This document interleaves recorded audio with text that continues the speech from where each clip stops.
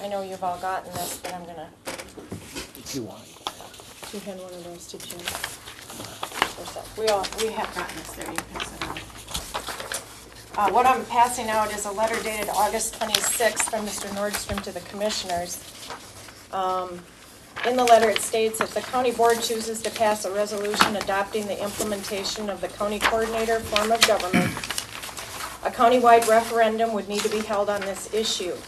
That referendum would take the form of a special election where the question would be voted upon. So, Mr. Nordstrom, is that still your legal and professional opinion? It is. Okay. So, I'd like to draw your attention to the letter, and all of us, if we can turn to page 2. And toward the top, there are 4 different forms of optional government that Mr. Nordstrom has listed for us. Okay? Let's see. Now I would like, this is just kind of an FYI one. This is Minnesota Statute 375A.12. It's referenced in Mr. Nordstrom's letter, so I'm just handing it out for clarity. But the one that I really want to draw your attention to is 375A.01, which I'm handing out now. A lot of paper here today. So anyway, so what I'm asking is if you could take the one that has some blue highlights on it. Please look at subdivision 2, Mr. Norman, or Mr. Norman, I was looking at you, Mr. Nordstrom. And can you please show the board which or where county coordinator is listed under an optional form of government?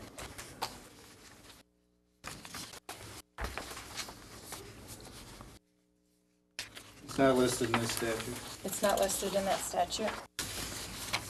So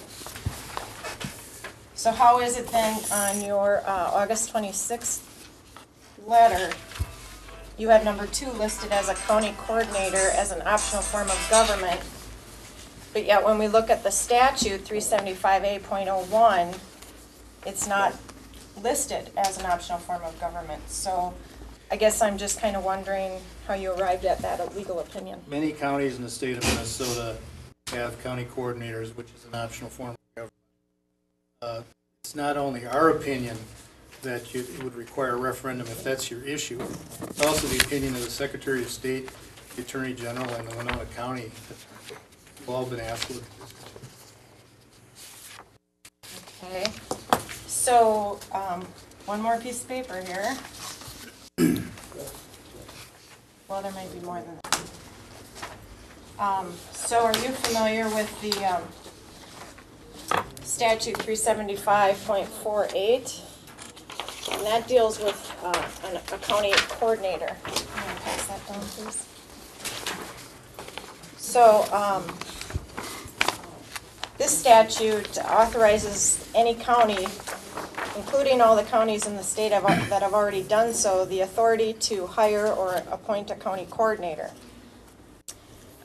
So I guess, Mr. Nordstrom, I'd like to draw your attention to subdivision 1 and that first word there, notwithstanding. Can you please tell everyone, I mean, we're not as versed in legal terminology as you are. Can you tell us what notwithstanding means?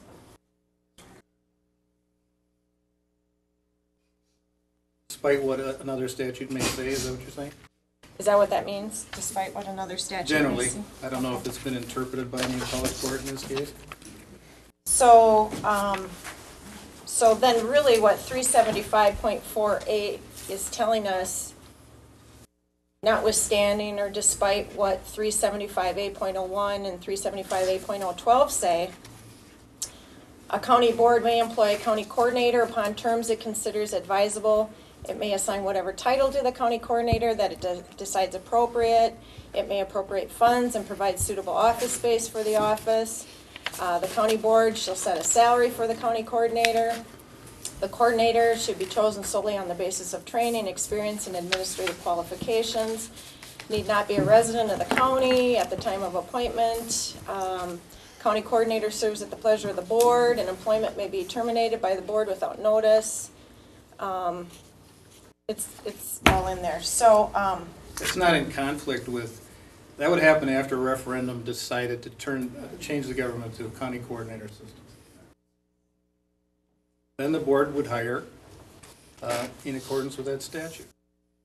So you are saying that even though Minnesota law in 375A.01 does not list county coordinator as an optional form of government, Yes, which 375A.12 says the options that are in this statute are the ones that would be required to have a referendum. You're not saying that county coordinator is exempt from that? I'm not. That is your legal opinion? Yes. Okay. All right, well, I guess that's why we've hired legal counsel, and we'll explore that further.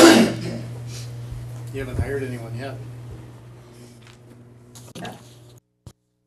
Hang on.